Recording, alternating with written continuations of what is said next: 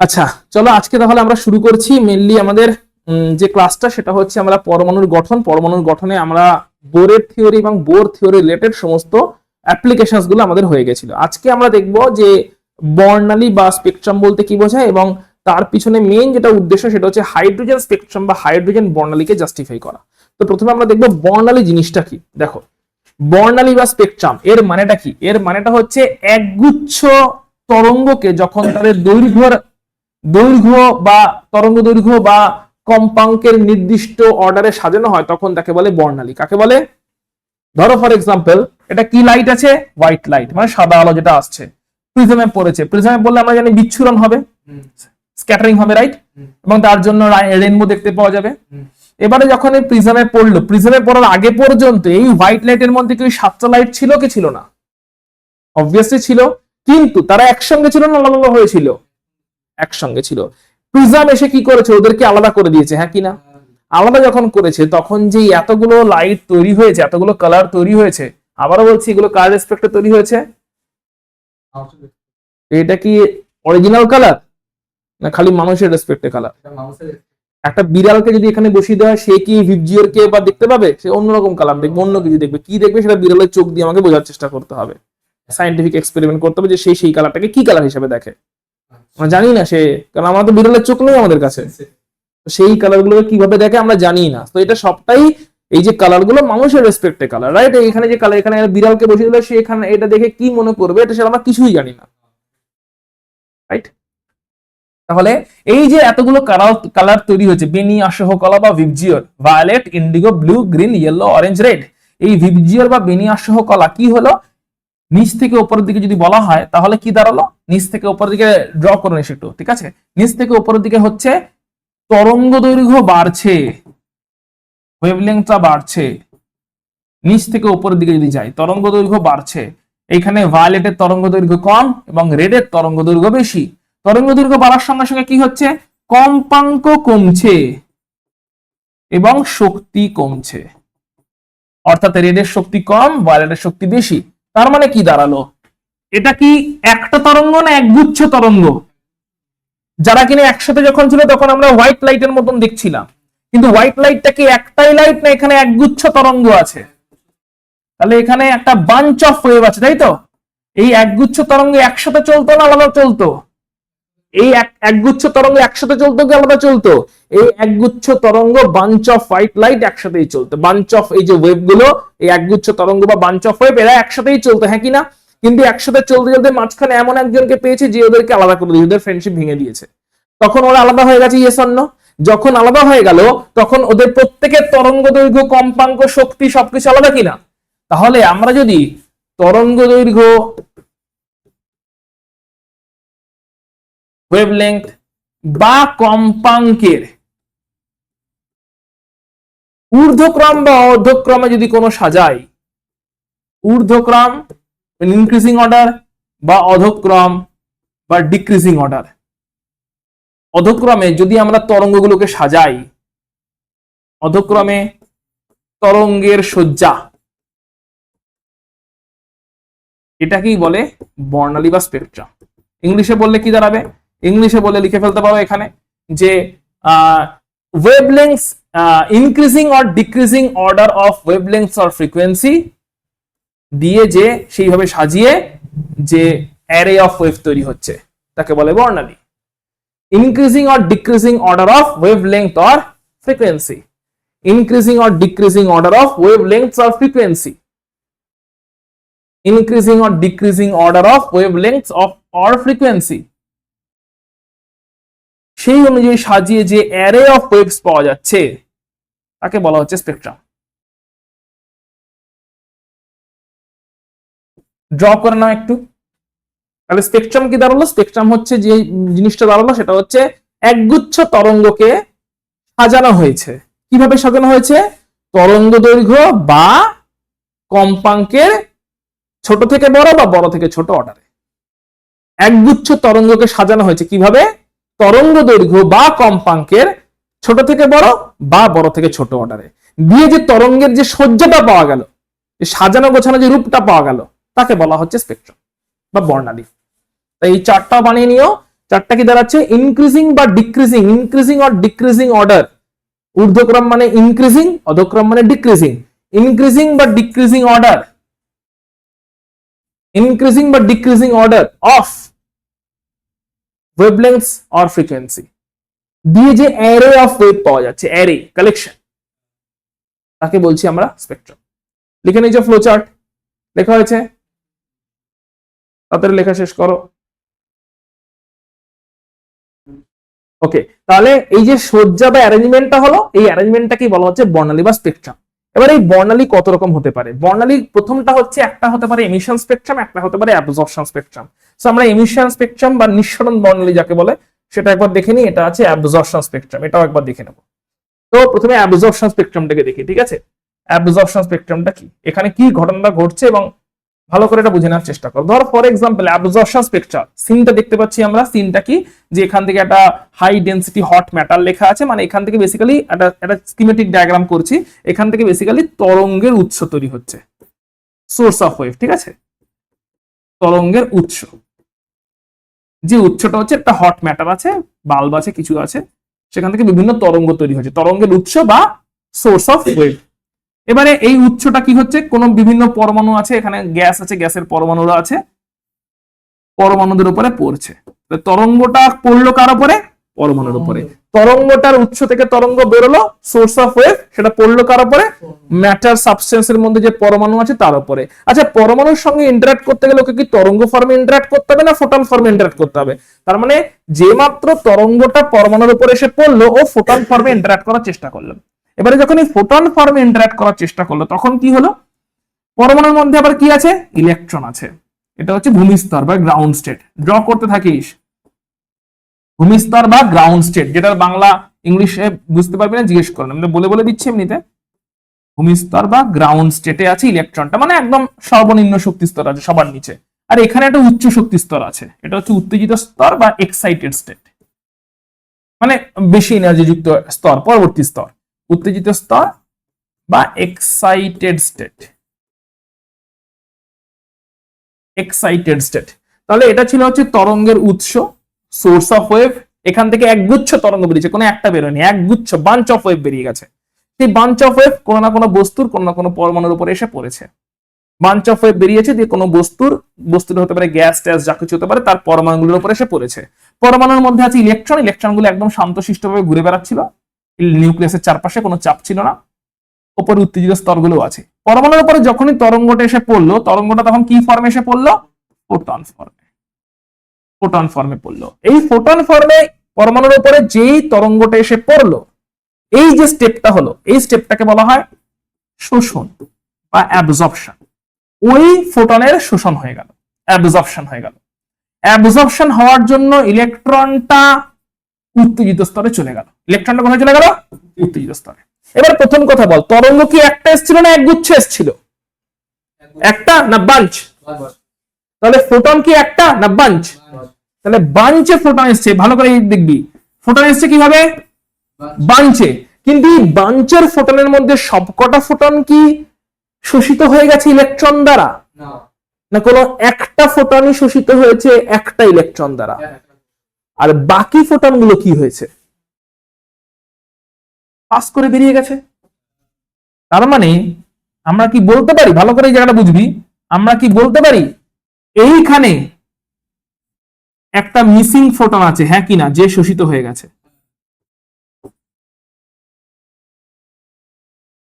Missing ফোটনটাই শোষিত হয়ে গেছে, হ্যাঁ কিনা? বাকি ফোটন গুলো পাস করে বেরিয়ে গেছে, ইয়েস অর নো? আর যেটা মিস হয়ে গেছে, যেটা শোষিত হয়ে গেছে, ওটা ইলেকট্রনকে উপরে পাঠিয়ে দিয়েছে, ইয়েস অর নো? উপরে মানে স্বর্গে নয়, ঠিক আছে? তো ভালো করে সিচুয়েশনটা বোঝ। তরঙ্গের উৎস থেকে কি এসছে? একগুচ্ছ বাঞ্চ অফ তরঙ্গ এসছে। ওই বাঞ্চ অফ তরঙ্গ এসে কি করেছে? কোন পদার্থের উপরে পড়েছে। পদার্থের উপরে পড়ার সঙ্গে সঙ্গে পদার্থের পরমাণুগুলোর সঙ্গে ইন্টারঅ্যাক্ট করার চেষ্টা করেছে ফোটন ফর্মে। তাহলে বাঞ্চ অফ ফোটন এসছে। বাঞ্চ অফ ফোটনের মধ্যে কিছু ফোটনকে ওই পদার্থের কিছু ইলেকট্রন শোষণ করেছে কি করেনি? তাহলে বাকি ফোটনগুলো কি হয়েছে? বেরিয়ে চলে গেছে। কিন্তু যে ফোটনগুলো বেরিয়ে চলে গেল, তার মাঝখানে মাঝখানে কিছু মিসিং জায়গা দেখতে পাওয়া যাবে, যেগুলো শোষিত হয়ে গেছিল, হ্যাঁ কি না? ওই শোষিত ফোটনগুলো কি করেছে? ওরা ইলেকট্রনকে ভূমিস্তর বা গ্রাউন্ড স্টেট থেকে এক্সাইটেড স্তরে তুলে দিয়েছি, yes or no? Missing photon সেটা কি আমরা এরকম ব্ল্যাক লাইন দিয়ে দেখতে পাই, এবং এই সজ্জাটাকে বলি অ্যাবজর্পশন স্পেকট্রাম। এইখানে বাকি ফোটনগুলো আছে, ফোটন আছে মানে তরঙ্গ আছে, তাই কালার আছে। যেখানে কালার নেই ওটা শোষিত হয়ে গেছে, ওটাকে ব্ল্যাক স্পটে দেখতে পাচ্ছি। সেগুলো হচ্ছে অ্যাবজর্বড ফোটন বা শোষিত ফোটন। যে যে জায়গাতে আমরা ব্ল্যাক লাইন দেখতে পাচ্ছি সেগুলো কি মিন করছে? ওখানে ফোটন আছে না, ওখানে ফোটন মিসিং। বাকিটা কালার কেন? কারণ বাকি ফোটন গুলো তো পাস করে বেরিয়ে গেছে। তাহলে প্রত্যেকটা ফোটন মানে কি তরঙ্গ কিনা? ফোটন মানে কি তরঙ্গ। তরঙ্গ মানে তার কোনো কালার আছে কি নেই? তরঙ্গ মানে তার কোনো না কোনো কালার আছে। তাহলে যদি বাকি ফোটন গুলো বেরিয়ে যায়, সেই ফোটন গুলোর কোনো না কোনো কালার আছে, তাহলে সেই কালার গুলো আমরা দেখতে পাবো কি পাবো না যেগুলো বেরিয়ে গেছে? আর তার মাঝখানে মাঝখানে কি পাবো? গ্যাপ পাবো। কারণ কিছু কিছু ফোটন বেরোতে পারেনি, ইলেকট্রন দিয়ে শোষিত হয়ে গেছে, দিয়ে সেই ফোটন গুলোকে শোষণ করে ইলেকট্রন গুলো চলে গেছে উত্তেজিত স্তরে বা এক্সাইটেড স্টেটে। কিন্তু সেই ফোটন গুলো কি ফেট হলো? সেই ফোটন গুলো তো মরে গেছে, তাদের তো আর পাওয়া যাচ্ছে না। তাহলে সেই শোষিত ফোটন তাদেরকে কালারের মাঝখানে ব্ল্যাক লাইন দিয়ে দেখতে পাবো, হ্যাঁ কিনা? মিসিং, ওটা গ্যাপ। এরকম যে স্পেকট্রাম, এই যে সজ্জা তৈরি হলো, এই সজ্জাকে কি বলে? অ্যাবজর্পশন স্পেকট্রাম বা শোষণ বর্ণালী। এটা শেষ করে টপিকটা, শোষণ বর্ণালী বা অ্যাবজর্পশন স্পেকট্রাম। এবার আমাকে বুদ্ধি করে আর একটা কথা বল, এই যে অ্যাবজর্পশন স্পেকট্রাম বা শোষণ বর্ণালীকে আমরা দেখতে পেলাম, ভালো করে বুদ্ধি করে বল, এই যে ব্ল্যাক লাইনটা দেখলাম, এই ব্ল্যাক লাইনটা যে ফোটনের তরঙ্গ সেটা তো আমরা ইনস্ট্রুমেন্ট থেকে মেজার করে নিতে পারবো। তাহলে তাকে একবার এদিকে, অভিনব তাকে একবার, এই যে ব্ল্যাক লাইনটা দেখলাম, এই ব্ল্যাক লাইনটা থেকে তো এই ফোটনটা যেটাকে মিসিং, তার এনার্জি কত তো জেনে নিতে পারবো ইনস্ট্রুমেন্ট থেকে অ্যানালিসিস করলে। তাহলে মিসিং ফোটনের এনার্জি ইনস্ট্রুমেন্ট থেকে জানতে পারা যাবে কি যাবে না? মিসিং ফোটনটার ওয়েভলেংথ কত, মিসিং ফোটনটার ওয়েভলেংথ জানলেই তো ওই প্ল্যাঙ্কস কোয়ান্টামে প্ল্যাঙ্কস ইকুয়েশনে ফেলে দেবো এবং এনার্জি সবই জানতে পারবো। মিসিং ফোটনটার যদি এনার্জি, ওয়েভলেংথ, ফ্রিকোয়েন্সি সবই জানতে পারবো কি পারবো না ফ্রম দ্য ইনস্ট্রুমেন্ট? কারণ এটা তো ইনস্ট্রুমেন্টই তৈরি করছে, তাই না? তার মানে ইনস্ট্রুমেন্ট থেকে প্রথমে ইনস্ট্রুমেন্ট আমাদের দেখালো কি? ইনস্ট্রুমেন্ট আমাদের দেখালো কিছু ফোটন মিসিং, তারপরে সেই মিসিং ফোটন গুলোর পজিশন দেখালো, মিসিং ফোটনের পজিশন দেখে আমাদের জানিয়ে দিল যে ফোটন গুলো মিসিং তাদের নাম, বয়স, এইসব ছিল, তার তরঙ্গ দৈর্ঘ্য ছিল এত, তার ফ্রিকোয়েন্সি কম্পাঙ্ক ছিল এত, তার এনার্জি ছিল এত। যারা যারা মিসিং জানতে পেরে গেলাম, তাহলে মিসিং দের যদি এনার্জি জানতে পারি, বুদ্ধি করে বল ওই এনার্জিটাই অ্যাবজর্ব হয়ে গেছে, ইয়েস অর নো? তার মানে মিসিং দের এনার্জি জানতে পারা মানে এই এনার্জি গ্যাপেরও ভ্যালু জানতে পারা, ইয়েস অর নো? তার মানে বুদ্ধি করে বল, টাকা এদিকে টাকা, বুদ্ধি করে বল, আমরা কি পরমাণুর ভেতর দেখতে পাচ্ছি? তাহলে পরমাণুর ভেতরে একটা স্তর অন্য স্তর, এদের মাঝখানে এনার্জি গ্যাপ জানতে পারছি? ডাইরেক্টলি জানতে পারছি না। কি থেকে জানছি? ওই মিসিং ফোটনটার যা এনার্জি সেটাই এই এনার্জি গ্যাপ, ইনডাইরেক্ট ওয়েতে বুঝছি। বাইরে পেয়েছি মিসিং ফোটনের এনার্জিটাকে ইনস্ট্রুমেন্ট দিয়ে ক্যালকুলেশন করে, সেখান থেকে বুঝছি ভেতরে কোথায় কোথায় যাই জিনিস আছে। ব্যাপারটা হচ্ছে অনেকটা এরকম, তুই বাড়ি থেকে বেরিয়েছিস এবং বাড়িতে ঢুকেছিস, এন্ড তোর পকেটে 10 টাকার টিকিট পাওয়া গেছে। ওই 10 টাকার টিকিট থেকে কি বোঝার চেষ্টা করছি? তুই কোথা থেকে কোথায় গেছিস সেইটা বুঝছি, কারণ তুই কোথা থেকে কোথায় গেছিস জানি না অ্যাকচুয়ালি। তাহলে ভেতরে কি আছে জানি না, বাইরে বেরিয়ে আসছে কিছু ফোটন বা মিসিং ফোটন বা তাদের এনার্জি গুলো, সেটা থেকে বুঝছি ভেতরে কি ছিল। তোর পকেটে পাওয়া গেছে 10 টাকার টিকিট, সেখান থেকে বুঝছি তুই তার মানে এইখানে উঠেছিস আর এইখানে গেছিস, তাই 10 টাকার টিকিট পকেটে পেয়েছি। 15 টাকার টিকিট পেয়েছি, মানে এইখানে উঠেছিস এইখানে গেছিস, আন্দাজ লাগাতে পারছি। এরকম বল, এরকম টাকা, এরকম বল, বুদ্ধি করে বলবি। এরকম করে ধরে 1 মাস ধরে টিকিট চেক করে যাচ্ছি, 1 মাস ধরে, বাচ্চা জানে না বাবা মা চেক করে যাচ্ছে। কোনদিন 10 টাকার টিকিট পায়, কোনদিন 12 টাকার টিকিট পায়, কোনদিন 15 টাকার টিকিট পায়, কোনদিন 18 টাকার টিকিট পায়। সমস্ত টিকিটকে 1 মাস ধরে যদি অ্যানালিসিস করা যায়, তাহলে কি এরকম একটা আইডিয়া পাওয়া যেতে পারে ওই রুটে কি কি স্টপেজ আছে? হ্যাঁ স্যার, হতেই পারে। একটা তো বোঝা যাবে না, একটা টিকিট থেকে বোঝা যাবে না, একটা টিকিট থেকে বোঝা যাবে না যে কোথায় উঠেছে কোথায় নেমেছে, কারণ এইখান থেকে এখানেও 10 টাকা, আবার এখান থেকে এখানে হয়তো 10 টাকা, বোঝা যাবে না। কিন্তু অনেক রকম ভাবে যদি পারমুটেশন কম্বিনেশন করা যায় এবং সেটা অনেক দিন ধরে, 1 মাস 2 মাস 6 মাস ধরে, তাহলে বাসে না চড়ে এটা বোঝা সম্ভব কিনা যে বাসের রুটে যাতায়াত করো তুমি, সেই বাসের রুটে কতগুলো স্টপেজ আছে, কি কি স্টপেজ আছে, কত ডিস্টেন্সে আছে, সেই জিনিসটাই আমরা করার চেষ্টা করি এইখানেও। অ্যাটমের ভেতরে না ঢুকে অ্যাটমের মধ্যে কোন কোন স্তরে এনার্জি গুলো আছে, এনার্জি লেভেল গুলো আছে, কোন কোন স্তরে ইলেকট্রন গুলো আছে বোঝার চেষ্টা করি এই ফোটন গুলোকে অ্যানালিসিস করে করে। আর এই ফোটন গুলোকে অ্যানালিসিস করি আমরা বিভিন্ন যন্ত্রের মাধ্যমে, যন্ত্রগুলোকে বলা হয় স্পেকট্রোফটোমিটার। যন্ত্রগুলো, তাহলে যন্ত্রগুলোর কাজ কি? ফোটন গুলোকে অ্যানালিসিস করা। অর্থাৎ যন্ত্রটা হচ্ছে এখানে তোমার বাবা মা, আর ফোটন গুলো হচ্ছে তোমার টিকিটটা। তাকে অ্যানালিসিস করছে অনেক রকম ভাবে, অ্যানালিসিস করে বলছে ইলেকট্রনের ভেতরে এতগুলো স্টপেজ আছে, তাহলে এতগুলো শক্তি স্তর আছে, কখনো এখান থেকে ওখানে যায়, কখনো ওখান থেকে ওখানে যায়, এবং তার জন্য অ্যাটমের ভেতরে ঢুকতে হচ্ছে না, কারণ সেটা ঢোকার সম্ভব নয়। ক্লিয়ার হয়েছে পুরো জিনিসটা কেমন করে চলছে? অ্যাবজর্পশন স্পেকট্রামটা ক্লিয়ার, ড্র করে নেবে। অর্থাৎ এই জায়গাতে কালার ছিল, কারণ এগুলো ফোটন, যেগুলো মিসিং ফোটন সেগুলো ব্ল্যাক লাইনে চলে এলো। ওই মিসিং ফোটনের আমরা কি জানতে পারি? আমরা এটা জানতে পারি, লিখতে পারি যে এনার্জি অফ মিসিং ফোটন, এটা কিনা ইনস্ট্রুমেন্ট থেকে কোন থেকে জানতে পারবো, এনার্জি অফ মিসিং ফোটন বা শোষিত ফোটন, অ্যাবজর্বড ফোটন, বা বাংলায় লিখলে লিখবে শোষিত ফোটনের এনার্জি, লিখে নাও, জানতে কি পারছি, শোষিত ফোটনের এনার্জি বা এনার্জি অফ অ্যাবজর্বড ফোটন, শোষিত ফোটনের এনার্জি ইজ ইকুয়াল টু এইখানে এনার্জি গ্যাপ, এনার্জি গ্যাপ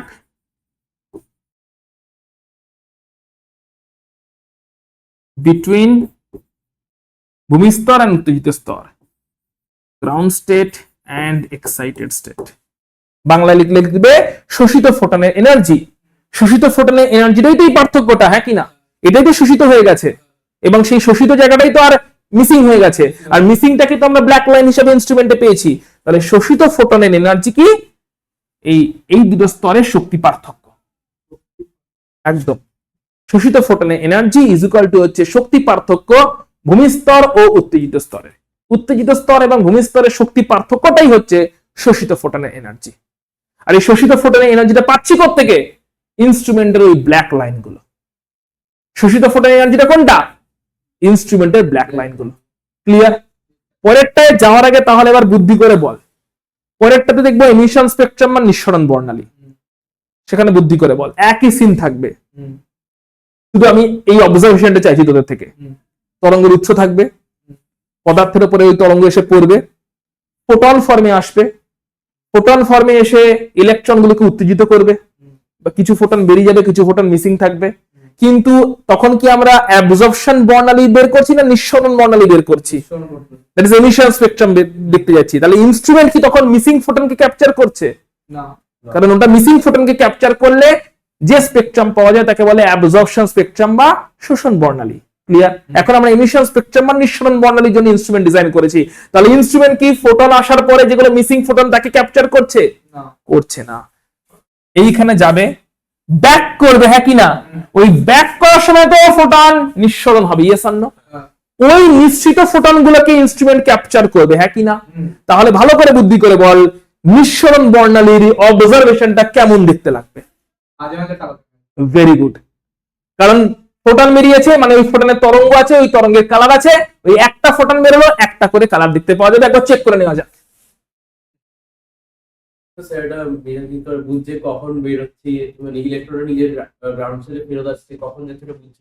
ওটা আলাদা করে বোঝার দরকারও নেই, আমরা ইনস্ট্রুমেন্ট বানিয়েছি, ইনস্ট্রুমেন্টের কাজ হচ্ছে ফোটন ক্যাপচার করা। ইনস্ট্রুমেন্টটা কিভাবে বানিয়েছি? একটা ইনস্ট্রুমেন্টের কাজ হচ্ছে ফোটন ক্যাপচার করা নয়, মিসিংটাকে ডিটেক্ট করা। এর কাজ ফোটন ক্যাপচার করাই নয়, এর কাজ কি? মিসিং লোকেশনটাকে ডিটেক্ট করা। এইভাবে ইনস্ট্রুমেন্ট বানানো হয়েছে যে ফোটন ক্যাপচার করবে না, ফোটন আস্তে আস্তে কোথাও মিসিং হয়ে গেলে সেখান থেকে ডিটেক্ট করো। মানে এখান থেকে তরঙ্গের উৎস এসছে, ফোটনের উৎস এসছে, এখানে ডিটেক্টর লাগানো আছে। ডিটেক্টরটা দেখছে অনেকগুলো লাইন আসছিল, একটা জায়গাতে লাইনটা এখানে মিসিং, মানে ওইটাকে ক্যাপচার করাই হচ্ছে এখানে কাজ, এই ইনস্ট্রুমেন্টের কাজ। মিসিং ফোটনকে ক্যাপচার করা হচ্ছে এই ইনস্ট্রুমেন্টের কাজ। আর এই ইনস্ট্রুমেন্টের কাজ কি? ফোটন ক্যাপচার করা, মিসিংটা নয়। একটা ফোটন বেরিয়েছে, ওই ফোটনটাকে ক্যাপচার করো। তাহলে ওই ফোটনটাকে ক্যাপচার করলে ওই ফোটনের যে লাইন, যে কালার, যে ফ্রিকোয়েন্সি, যে ওয়েভলেংথ, সেখান থেকে ওই ফোটনের এনার্জি জানবো। সেই এনার্জিটাও আবার বল এই পার্থক্যটা কি বোঝাবে, হ্যাঁ কিনা? তাহলে নেক্সট কোয়েশ্চেন, অ্যাবজর্পশন স্পেকট্রামে যেখানে যেখানে ব্ল্যাক স্পট পাবো, এমিশন স্পেকট্রামে কি সেখানে সেখানেই কালার স্পট পাবো? অ্যাবজর্পশন স্পেকট্রামে যেখানে যেখানে ব্ল্যাক স্পট পাবো কারণ সেখানে মিসিং হয়েছে, এমিশন স্পেকট্রামে কি সেখানে সেখানেই ফোটন গুলো পাবো? একই রকম দেখে 1 2 2 1 2 1 2 2 1 2, কারণ যেটা অ্যাবজর্ব করে উপরে গেছে বলে মিসিং হয়েছে সেটাই তো আবার বেরিয়ে যাচ্ছে বলে আবার ওটাকে ক্যাপচার করছে ইনস্ট্রুমেন্ট। ওখানে যেটা ব্ল্যাক স্পট এখানে সেটাই কালার স্পট, শুধু ডিপেন্ড করে যাচ্ছে ইনস্ট্রুমেন্টটা কি তার উপরে। ইনস্ট্রুমেন্টটা যদি মিসিং কে ক্যাপচার করে তাহলে ব্ল্যাক স্পট, ইনস্ট্রুমেন্ট যদি এমিটেড ফোটন নিশ্চিত ফোটনটাকে ক্যাপচার করে তাহলে ব্ল্যাক ব্যাকগ্রাউন্ডে কালার স্পট। মাথায় ঢুকেছে এই জিনিসটা? তাহলে এখানে আমরা কি বলতে পারি, একই রকম ভাবে আমরা এখানে একটা ফ্লো চার্ট বানাতে পারি। তাহলে এই এই এই লাইনগুলো কি তাড়াতাড়ি বলে, এইগুলো কি শোষিত ফোটন, মিসিং ফোটন, নিশ্চিত ফোটন বা ইমিটেড ফোটন, তাই তো? এগুলো বেরিয়েছে কখন বেরিয়েছে? যখন ইলেকট্রনটা উপর থেকে নিচে নেমেছে, তাই তো? ডি এক্সাইটেশন হয়েছে, নিশ্চিত ফোটন এগুলো। Very good, very good. আর এখানেও যদি একই রকম ভাবে বানাই, তরঙ্গের উৎস আছে, এই যাই আছে তরঙ্গের উৎস আছে, উচ্চটা পরমাণুর উপরে পড়েছে, বিভিন্ন পরমাণুর উপরে পড়েছে, উচ্চ থেকে তরঙ্গ এসে ফোটন ফর্মে পরমাণুর উপরে পড়েছে, এই পড়েছে একগুচ্ছ ফোটন এসে পড়েছে, আমরা আপাতত একটা দিয়ে দেখছি, একগুচ্ছ ফোটন এসে পড়েছে। ইলেকট্রনকে ভূমিস্তর থেকে, ভূমিস্তর হচ্ছে গ্রাউন্ড স্টেট সংক্ষেপে জিএস, উত্তেজিত স্তর হচ্ছে এক্সাইটেড স্টেট সংক্ষেপে ইএস, ঠিক আছে? তাহলে ভূমিস্তর থেকে ফোটনগুলো, যে ফোটনগুলো এলো সেই ফোটনগুলো ভূমিস্তর থেকে ইলেকট্রনকে উপরে তুলে দিল, বাকি ফোটন পাস হয়ে গেল, কিছু ফোটন শোষিত হয়ে গেল, এটাকে বলছি ফোটনের শোষণ বা অ্যাবজর্পশন। এবং এই যে উপরে চলে গেল, এই উপরে যাওয়াটাকে কি বলা হচ্ছে? এই যে উপরে চলে গেল এটাকে বলা হচ্ছে উত্তেজিতকরণ বা এক্সাইটেশন। কি বলছে? এক্সাইটেশন। তাহলে প্রথমে কি হলো বলতো? অ্যাবজর্পশন, তারপরে কি হলো? এক্সাইটেশন। ক্লিয়ার? তাহলে এখানে কি হবে বল? অ্যাবজর্পশন হয়েছে, এক্সাইটেশন হয়েছে, এই অবধি আমার ইনস্ট্রুমেন্ট কোনো কাজ করেছে? এই ডি এক্সাইটেশন হলো, ইলেকট্রন আবার ব্যাক করে চলে এলো, তখন ইনস্ট্রুমেন্ট কাজ করবে। ডি এক্সাইটেশন হলো, ডি এক্সাইটেশনের ফলে কি হয়ে গেল? ওই একই শক্তি পার্থক্যের ফোটন এমিটেড হয়ে গেল, এটা হচ্ছে নিশ্চিত ফোটন। এই নিশ্চিত ফোটনটাকে ইনস্ট্রুমেন্ট ক্যাপচার করলো। ইনস্ট্রুমেন্ট কোনটাকে ক্যাপচার করলো? এই নিশ্চিত ফোটনকে। নিশ্চিত ফোটনকে যখন ক্যাপচার করলো, এখানেও বলতে পারি নিশ্চিত ফোটনের energy, energy of emitted photon,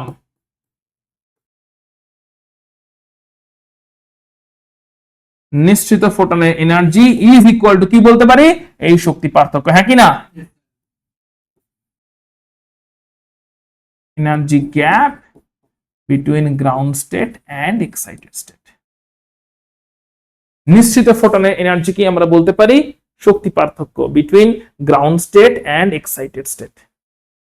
ground state এবং এক্সাইটেড স্টেটের মধ্যে এটাই হচ্ছে শক্তি পার্থক্য।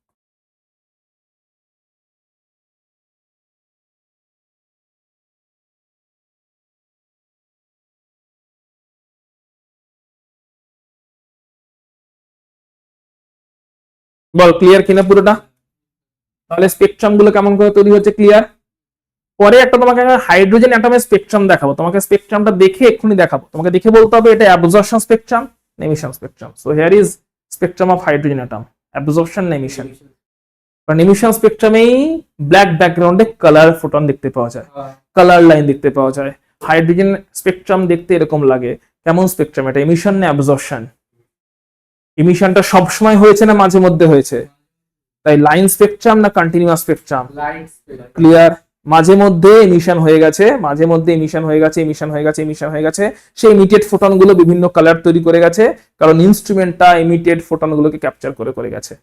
এবারে এই এমিশন বিভিন্ন রকমের হতে পারে, সেইটা নিয়ে আসবো সিরিজ, স্পেকট্রামের সিরিজ হাইড্রোজেন অ্যাটমের জন্য। তাহলে প্রথম কথা এখানে একটা কোশ্চেন আসছে, হাইড্রোজেন অ্যাটমে ইলেকট্রন কটা আছে? এই কোশ্চেনটা আগের দিন থেকে করেছিলাম, পারিসনি, বন্ধুর হেল্প নিয়ে বলেছিলি হয়তো, আজকে আবার করছি কোশ্চেনটা। হাইড্রোজেন অ্যাটমে কটা ইলেকট্রন আছে? একটা। একটা ইলেকট্রন শক্তি শোষণ করে উপরে গেল, সেটা আবার শক্তি বিকিরণ করে ফেরত এলো, তাহলে কটা ফোটন বেরোনোর কথা? একটা ফোটন বেরোলে সেই ফোটনটাকে যদি ইনস্ট্রুমেন্ট ক্যাপচার করে তাহলে কটা লাইন ড্র করার কথা? তাহলে এতগুলো লাইন এলো থেকে। কারণ হাইড্রোজেন গ্যাসের মধ্যে তো অনেকগুলো পরমাণু। Very good. তার মানে এইখানে এতগুলো লাইনের কারণ হচ্ছে আমরা পরিষ্কার বলতে পারি একটাই লাইন আসার কথা, কিন্তু হাইড্রোজেন গ্যাসের মধ্যে অসংখ্য অণু এবং তার মধ্যে অসংখ্য পরমাণু এবং প্রত্যেক পরমাণুতে একটা করে ইলেকট্রন হলে অসংখ্য ইলেকট্রন আছে। তাহলে অসংখ্য ইলেকট্রনের কেউ এখানে গেছে, কেউ এখানে গেছে, কেউ এখানে গেছে, কেউ কোথাও থেকে ফেরত এসছে, অসংখ্য ফোটন বেরিয়েছে। কিন্তু যদি আমরা তাহলে এক্সপেরিমেন্টটা একটা হাইড্রোজেন পরমাণু নিয়ে করতে পারতাম তাহলে কটা লাইন দেখতে পেতাম? একটাই। কিন্তু আমরা কি একটা পরমাণুকে আলাদা করে ধরে নিয়ে এক্সপেরিমেন্টটা করতে পারি? আমরা যদি খুব কমও নিই, মাত্র 1 গ্রাম 1/2 গ্রাম গ্যাস নিয়েও কাজ করি, সেখানেও কোটি কোটি কোটি পরমাণু প্রেজেন্ট আছে, যার মধ্যে কোটি কোটি কোটি ইলেকট্রন আছে। তাই যেহেতু অনেক ইলেকট্রনের সঙ্গেই কাজটা হচ্ছে, অনেক ইলেকট্রন অনেক ফোটন, আবার ফোটনও চাইলে একটা ফোটন পাঠাতে পারি না, যেটুকু যখনই কোনো তরঙ্গের উৎস থেকে তরঙ্গ পাঠানো হয় সেখানে একগুচ্ছ তরঙ্গই বেরোয়, একটা নির্দিষ্ট তরঙ্গ খুবই বেরোয় না। তাহলে ফোটন আসছে একগুচ্ছ, ইলেকট্রনও আছে একগুচ্ছ, তো লাইনও তৈরি হবে একগুচ্ছই, কারণ একটা অ্যাটমে তো একটা ইলেকট্রন আছে, কিন্তু কাজ কি একটা অ্যাটম নিয়ে হচ্ছে? কাজ তো একগুচ্ছ অ্যাটম নিয়ে হচ্ছে। মিনিমাম 1 গ্রাম 2 গ্রাম হাইড্রোজেন গ্যাসও কোটি কোটি কোটি ইলেকট্রনস প্রেজেন্ট আছে। হাইড্রোজেন অ্যাটমের স্পেকট্রাম ক্লিয়ার? এই স্পেকট্রামটার নেচার কেমন? তাহলে এটা কেমন স্পেকট্রাম? এমিশন না অ্যাবজর্পশন? ভেরি গুড, এমিশন বা নিঃসরণ বর্ণালী। এই স্পেকট্রাম থেকে কি কি বুঝতে পারি? Emission spectrum. 2 number question, 2 number point, এটা কন্টিনিউয়াস না লাইন? Line spectrum. আর এই দুটো থেকে আমরা কি বুঝতে পারি?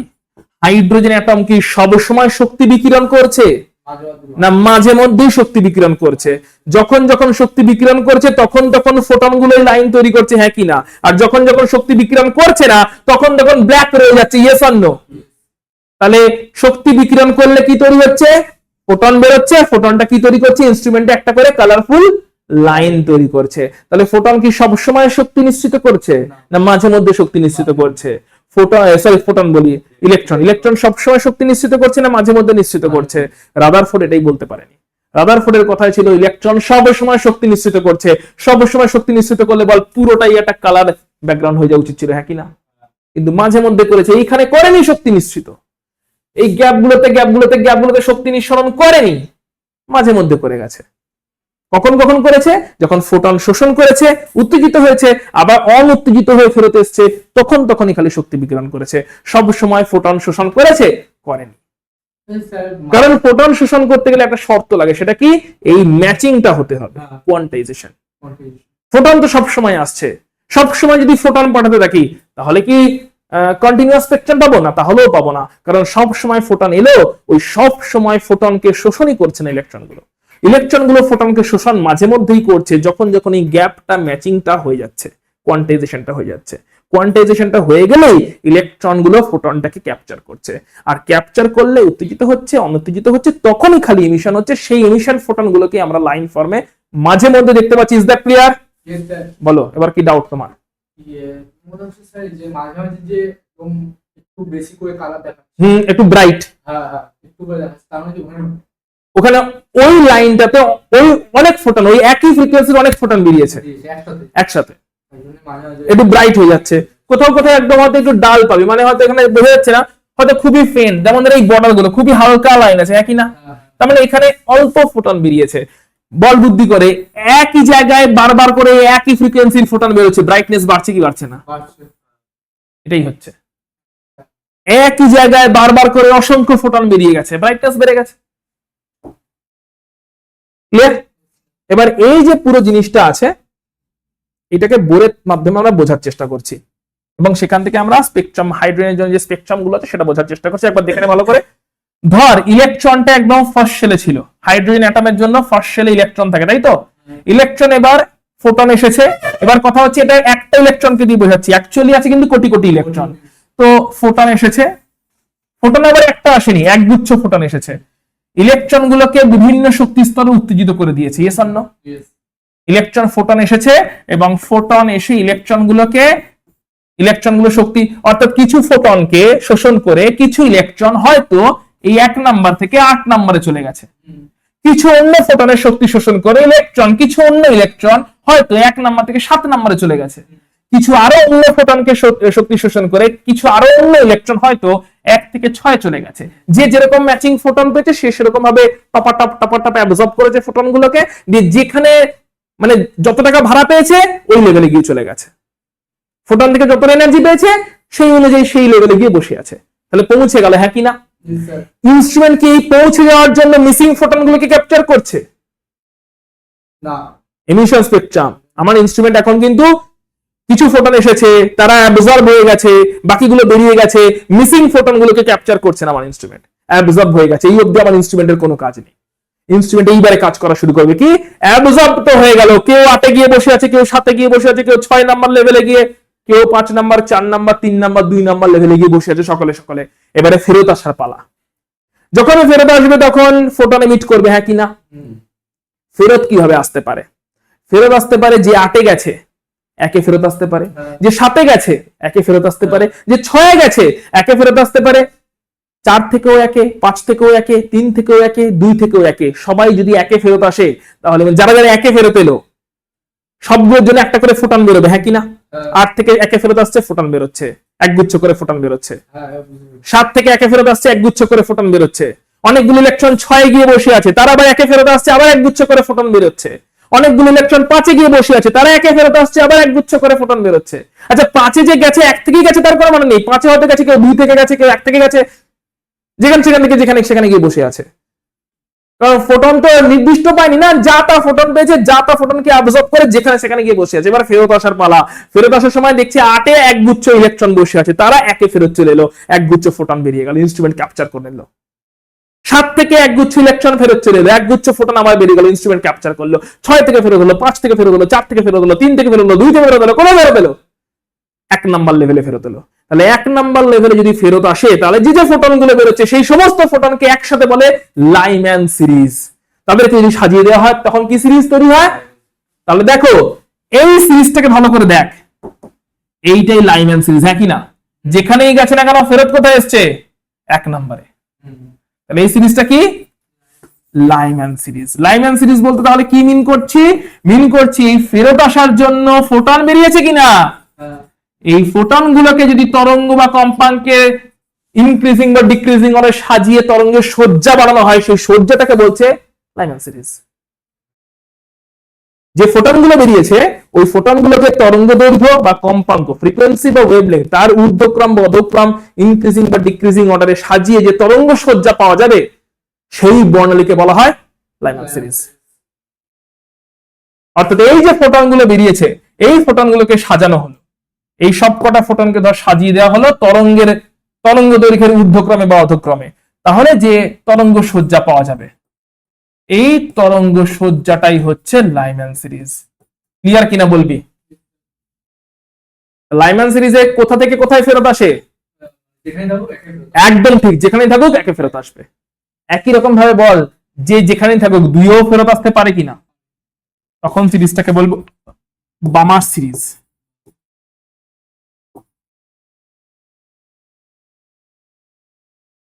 যেখানেই থাকুক 3 ফেরত এসছে হতে পারে কিনা, প্যাশন সিরিজ। এটা ড্র করিস না, পরেরটা ড্র করবি, এটা ঠিক আছে ড্র করছিস যখন করে নে। ক্লিয়ার? এইভাবে সিরিজ গুলো ক্লিয়ার। প্রত্যেকটা ডিএক্সাইটেশন যখন হচ্ছে তখন ফোটন বেরোচ্ছে, হ্যাঁ কি না? ওই ফোটনের তরঙ্গগুলোকে সজ্জা বানালে সেগুলোই হচ্ছে সিরিজ। এবার আমরা এটাকে এনার্জি লেভেলের মাধ্যমে দেখবো, রিডবার্গ ইকুয়েশনে যাব। ভালো করে দেখানো, এখানে এনার্জি লেভেল ডায়াগ্রামটা পুরো দেখানো আছে। অর্থাৎ ইনিশিয়ালি বল একদম শুরুতে এটা বল এমিশন দেখানো আছে না অ্যাবজর্পশন দেখানো আছে? Emission, very good. তার মানে ফোটন প্রথমে এসেছিল কি আসেনি? প্রথম ফোটন এসেছিল, একটা এসেছিল, একগুচ্ছ এসেছিল, ফোটন এসেছিল একগুচ্ছ। কতগুলো ইলেকট্রনকে উত্তেজিত করেছিল? অনেক ইলেকট্রনকে উত্তেজিত করেছিল। একই রকম ভাবে উত্তেজিত করেছিল না? বিভিন্ন এনার্জির ফোটন বিভিন্ন ইলেকট্রনকে বিভিন্ন ভাবে উত্তেজিত করে বিভিন্ন শক্তি স্তরে পাঠিয়েছিল। সবই বিভিন্ন বিভিন্ন এনার্জির ফোটন বিভিন্ন ইলেকট্রনকে উত্তেজিত করে বিভিন্ন ভাবে বিভিন্ন শক্তি স্তরে পাঠিয়ে বসে আছে। এই সব উত্তেজিতকরণটা কিভাবে হয়েছে? কোয়ান্টাইজড হইতে, যার সঙ্গে যে ম্যাচিং পেয়েছে সে তাকে ধরে নিয়ে টাপাটাপ উপরে চলে গেছে। ক্লিয়ার? এবারে উপর থেকে ফেরত আসার পালা।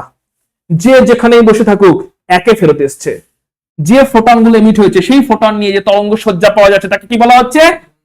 তাহলে লাইম্যান সিরিজের জন্য বুদ্ধি করে বলবি, এটা ড্র করে নিস।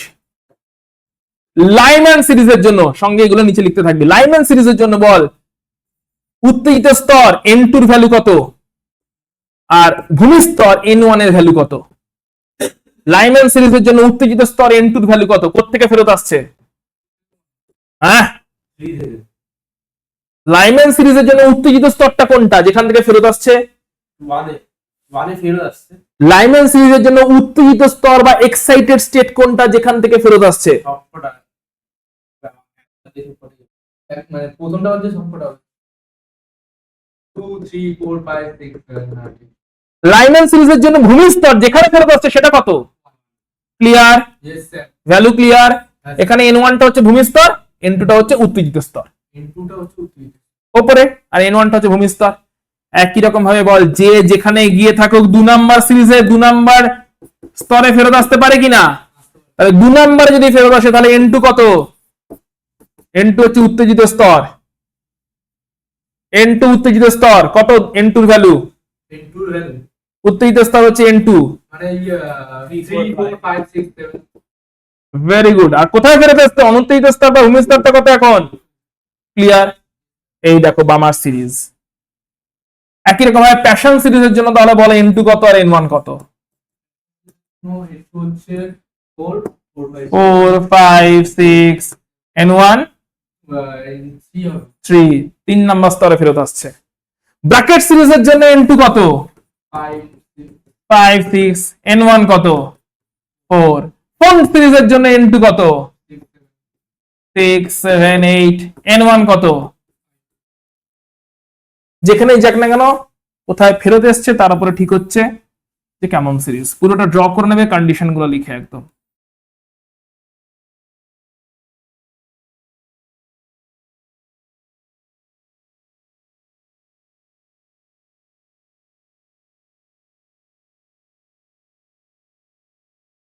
সমস্ত কটা কন্ডিশন লিখে পুরোটা একবার ড্র করে নাও। হেডিং দাও রিডবার্গ ইকুয়েশন। ইকুয়েশনটা লিখে নাও। এটা হচ্ছে রিডবার্গ ইকুয়েশন, যেখানে এটা হচ্ছে তরঙ্গ সংখ্যা বা ওয়েভ নাম্বার নিউ বার।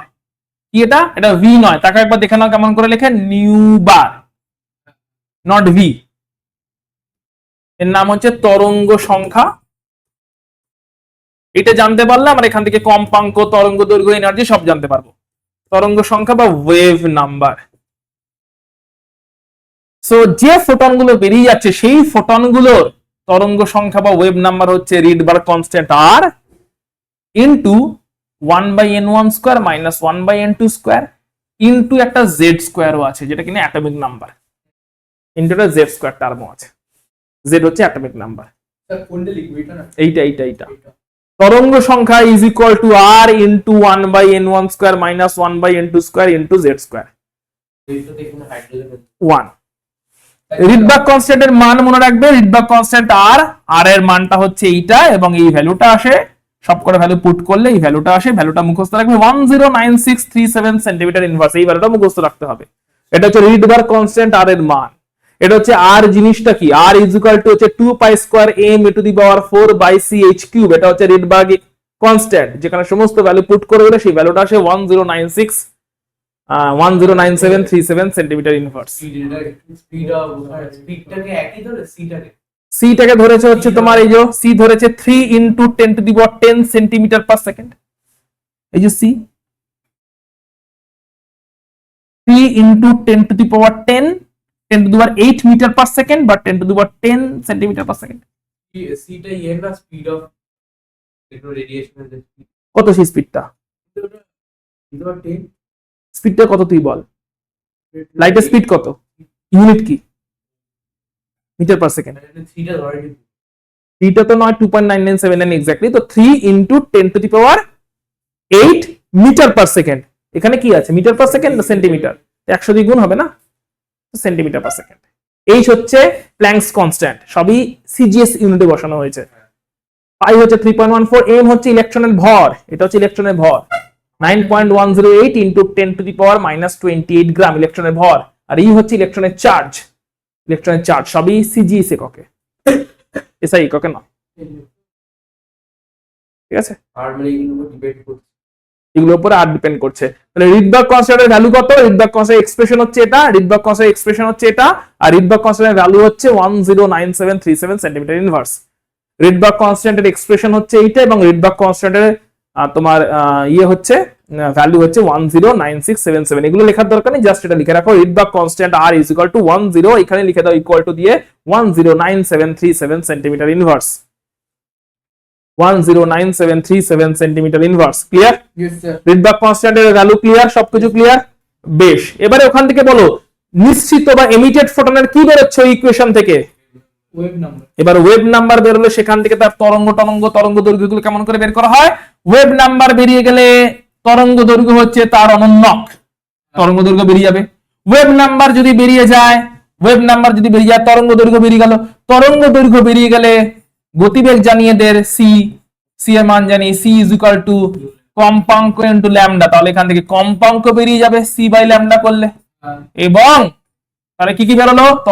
তরঙ্গ সংখ্যা বেরোলে তরঙ্গ দৈর্ঘ্য বেরোলো, তরঙ্গ দৈর্ঘ্য বেরোলে কম্পাঙ্ক বেরোলো, এবং কম্পাঙ্ক বেরোলে শক্তিও বেরোবে। তাহলে নিশ্চিত ফোটনের সবকিছু বেরিয়ে যাবে যদি আমরা এই ওয়েভ নাম্বারটা জানতে পারি রিডবার্গ ইকুয়েশনের মাধ্যমে। তরঙ্গ দৈর্ঘ্য, তরঙ্গ সংখ্যা, তরঙ্গ সংখ্যা বেরোলে তরঙ্গ দৈর্ঘ্য বেরোবে, তরঙ্গ দৈর্ঘ্য বেরোলে কম্পাঙ্ক বেরোবে, কম্পাঙ্ক বেরোলে শক্তি বেরোবে। একটা বেরোলে সবগুলো বেরোতে থাকবে ফর্মুলা থ্রু দিয়ে। এবার টাকা এইটা কি? আমরা যে বাসের টিকিটের উদাহরণ দিয়েছিলাম, এটাই টিকিটটা, হ্যাঁ কি না? এটাই সেই শক্তি ফোটনের, নিশ্চিত ফোটনের শক্তি, যে শক্তিটাই হচ্ছে শক্তি পার্থক্যের সঙ্গে সমান, হ্যাঁ কি না? তাহলে এইটাই হচ্ছে শক্তি পার্থক্য।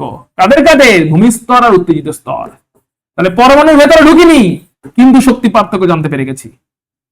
এটাই হচ্ছে শক্তি পার্থক্য ভূমিস্তর এবং উত্তেজিত স্তরের, যেখানে ছিল যেখানে গেছে। তাদের শক্তি পার্থক্যটাই হচ্ছে ওই শক্তিটা যেটা কিনা নিশ্চিত ফোটনের শক্তি, যেটা কিনা এমিটেড ফোটনের শক্তি, যে শক্তিটা বেরোচ্ছে আলটিমেটলি রিডবার্গ ইকুয়েশনের থ্রু দিয়ে। এখানে N1টা কি? N1টা হচ্ছে ভূমিস্তর, গ্রাউন্ড স্টেট, ভূমিস্তর। N2টা কি? N2টা হচ্ছে উত্তেজিত স্তর, এক্সাইটেড স্টেট। এইটা হচ্ছে শক্তি পার্থক্য ডেল্টা ই। এটা হচ্ছে শক্তি পার্থক্য ডেল্টা ই। ভূমিস্তর এবং উত্তেজিত স্তরের মধ্যে শক্তি পার্থক্য ডেল্টা ই। ক্লিয়ার? জেডটা কি? জেড হচ্ছে অ্যাটমিক নাম্বার বা পরমাণু ক্রমাঙ্ক। হাইড্রোজেনের জন্য জেড এর মান হচ্ছে 1। তাই হাইড্রোজেনের জন্য এখানে Z1 পুট হবে, আর এর ভ্যালু, তাহলে কুইকলি বল, একবার কুইকলি আমরা চেক করে নিই। যদি লাইম্যান সিরিজ হয়, হাইড্রোজেনের জন্য লাইম্যান সিরিজ, হাইড্রোজেন মানে Z কত? 1। লাইম্যান সিরিজ মানে নিম্ন শক্তি স্তর N1 কত? 1। উচ্চ শক্তি স্তর হতে পারে 2 বা 3 বা যেরকম বলে দেওয়া থাকবে কোশ্চেনে। আর আর এর মান কত? মুখস্থ রেখেছি। লাইম্যান সিরিজের ওয়েভলেংথ বেরিয়ে যাবে, ওয়েভ নাম্বার বেরিয়ে যাবে, ওয়েভ নাম্বার থেকে যা আরেক বার করতে বলবে বেরিয়ে যাবে। তাহলে বল, চল আমরা দেখি, একটা দেখছি তো অভিনবকে জিজ্ঞেস করছি, দুজনকে দুটো জিজ্ঞেস করবো। লাইম্যান সিরিজের এতগুলো লাইন এখানে দেখানো আছে, বামার সিরিজে এতগুলো লাইন দেখানো আছে। তোমাকে দিচ্ছি, তুমি লাইম্যান সিরিজের এতগুলো লাইনের মধ্যে যে কোনো একটা লাইন চুজ করো, তার আমরা ওয়েভ নাম্বার বের করবো। কোন লাইনটা চুজ করছো? এইটা, এদিক থেকে কোন লাইনটা চুজ করছো বলো? এখান থেকে 1 2 3 এই লাইনটা, তাহলে এই লাইনটাও চুজ করেছে। ঠিক আছে অভিনব, এই লাইনটা চুজ করেছে। এই লাইনের যে ফোটন, সেই ফোটনটার আমরা ওয়েভ নাম্বার বের করবো, সেটা বেরোবে, সবই বেরিয়ে যাবে। এই লাইনটা কোত্থেকে অরিজিনেট করেছে দেখা যাক। 5 থেকে অরিজিনেট করে কোথায় এসছে? 1 এ, তাই তো? তাহলে এইটা অনুযায়ী রিডবার্গ ইকুয়েশন কি হবে? এই লাইনটা যদি রিডবার্গ ইকুয়েশন বের করতে হয়, তাহলে বেরোবে nu bar is equal to Rydberg constant R into 1 by n1 square, n1 তো 1 এসছে, minus 1 by n2 square, n2 কত? 5 থেকে এসছে, হ্যাঁ কি না? ইনটু জেড স্কয়ার, হাইড্রোজেনের জেড হচ্ছে 1 সেন্টিমিটার ইনভার্স। ক্যালকুলেশন করলে যা আসবে সেটা হবে nu bar. Yes or no? তুমি বামার সিরিজের জন্য এটা চুজ করো, বামার সিরিজ থেকে তুমি এটা চুজ করো, কোন লাইনটাকে বের করবো? 1 2 3 4, রাইট? এই লাইনটা, তাই তো? এই লাইনের অরিজিন কোথায়? 4 নাম্বার থেকে, আর বামার সিরিজ মানে 2 নম্বরে ফেরত আসবে। তাহলে new bar is equal to Rydberg constant 109737 into ফেরত আসছে কোথায়? 2 তে। কোথা থেকে ফেরত আসছে? 4 থেকে। আর হাইড্রোজেনের জন্য অ্যাটমিক নাম্বার কত? পরমাণু ক্রমাঙ্ক 1 1 স্কয়ার। ক্যালকুলেট করলে যা আসবে আসবে। যেরকম বলে দেবে সেরকম যেখান থেকে ফেরত পাঠাতে চাও, যেখানে আনতে চাও। বামার সিরিজ মানে n1 সবসময় 2 হবে, লাইম্যান সিরিজ মানে n1 1 হবে, প্যাশন মানে n1 3 হবে, ব্র্যাকেট মানে n1 টা 4 হবে, ফন্ট মানে n1 টা 5 হবে। এবার কোথা থেকে আসছে সেটা বলে দিচ্ছে। এবার আমি একটা দিচ্ছি, যদি এরকম কোশ্চেন দেয় ভালো করে বুঝবে, লাইম্যান সিরিজের প্রথম লাইন, প্রথম লাইন বলতে কোন লাইন? সেটাই প্রথম লাইন মানে ঠিক ওপর থেকে যেটা আচ্ছা লাইম্যান সিরিজে, তাহলে কুইকলি দেখে নিন, লাইম্যান সিরিজের প্রথম লাইন মানে কোত্থেকে কোথায়, n2 সবই তো n2 আর n1, কোত্থেকে কোথায় 2 থেকে 1 এ। আরে যে কোনো হাইকেই তো n2 বলছি, আর যে কোনো লোকেই তো n1 বলছি। তাহলে লাইম্যান সিরিজের স্যার আমি এখানে এটা লাইম্যান সিরিজের প্রথম লাইন মানে কোত্থেকে কোথায় 2 থেকে 1 এ। লাইম্যান সিরিজের দ্বিতীয় লাইন 3 থেকে 1 এ। লাইম্যান সিরিজ মানে 1 এ, দ্বিতীয় লাইন মানে 3 থেকে 1 এ। তার মানে আমরা বলতে পারি, দেখে নি, এইটা লাইম্যান সিরিজের প্রথম লাইন, হ্যাঁ কি না, 2 থেকে 1। লাইম্যান সিরিজের দ্বিতীয় লাইন, লাইম্যান সিরিজের তৃতীয় লাইন, লাইম্যান সিরিজের চতুর্থ লাইন, লাইম্যান সিরিজের পঞ্চম লাইন, লাইম্যান সিরিজের ষষ্ঠ লাইন, 6th লাইন। কোশ্চেন আলাদা করে বলে দেবে না কোত্থেকে কোথায়, বলবে লাইম্যান সিরিজের 5th লাইনের ওয়েব নাম্বার বলো। 5th লাইন মানে আর দেখা যাবে না মনে মনে, ফার্স্ট লাইন মানে 2 থেকে 1, সেকেন্ড লাইন মানে 3 থেকে 1, ফোর্থ লাইন মানে 4 থেকে 1, সরি থার্ড লাইন মানে 4 থেকে 1, ফোর্থ লাইন মানে 5 থেকে 1, তাহলে ফিফথ লাইন মানে 6 থেকে 1। এটা মনে মনে ক্যালকুলেট করে নিতে হবে, তখন তো ছবি থাকবে না তোমার কাছে কোশ্চেন পেপারে। বামার সিরিজের থার্ড লাইন মানে কোত্থেকে কোথায়, বামার সিরিজের তাহলে থার্ড লাইন মানে ফার্স্ট লাইন জানতে হবে। বামারের ফার্স্ট লাইন মানে 3 থেকে 2, কারণ বামার মানে 2 তে আসবে। আপনি কি জিজ্ঞেস করছেন? বামারের থার্ড, হ্যাঁ 5 থেকে 2 5 হ্যাঁ 5 থেকে তাহলে বামারের ফার্স্ট মানে কোনটা, 3 থেকে 2 তে, বামারের সেকেন্ড মানে, 4 থেকে 2 তে, তাহলে বামারের থার্ড লাইন মানে 5 থেকে 2 বলবে ব্র্যাকেট সিরিজের first line, first line bracket series, bracket series মানে কোথায় আসবে, ব্র্যাকেট সিরিজ মানে 4 এ আসবে। তাহলে কোথা থেকে, 5 থেকে 4 এ ফার্স্ট লাইন, স্যার 4 থেকে দিলে ব্র্যাকেটে ব্র্যাকেট, ব্র্যাকেট সিরিজ মানে 5 থেকে 4 ফার্স্ট লাইন। নামগুলো কোনটা, তাহলে লাইম্যান সিরিজে কোথায় ফেরত আসে, মানে বামার সিরিজে, প্যাশন সিরিজে, ব্র্যাকেট সিরিজে এন্ড ফন্ট সিরিজে, তার উপর থেকে। ফার্স্ট লাইন মানে ঠিক উপর থেকে ফেরত আসবে, সেকেন্ড লাইন মানে তার উপর থেকে ফেরত আসবে, and so on. Rydberg constant, Rydberg equation পুরোপুরি ক্লিয়ার, মাথায় ঢুকেছে? তাহলে নেক্সট উইকে আমরা এখান থেকে রিডব্যাকের ব্যাপার স্যাপারগুলো হয়ে গেল, আমরা নেক্সট উইকে ডি ব্রগলি ইকুয়েশনে চলে যাব, যেখানে এখানে ইলেকট্রন এখন আর পার্টিকেল নয়, ইলেকট্রন ওয়েভের মতন বিহেভ করা শুরু করবে, ইলেকট্রন তরঙ্গের মতন বিহেভ করতে শুরু করবে। তরঙ্গ যদি কণার মতন বিহেভ করতে পারে, তাহলে কণা তরঙ্গের মতন কি বিহেভ করতে পারে না?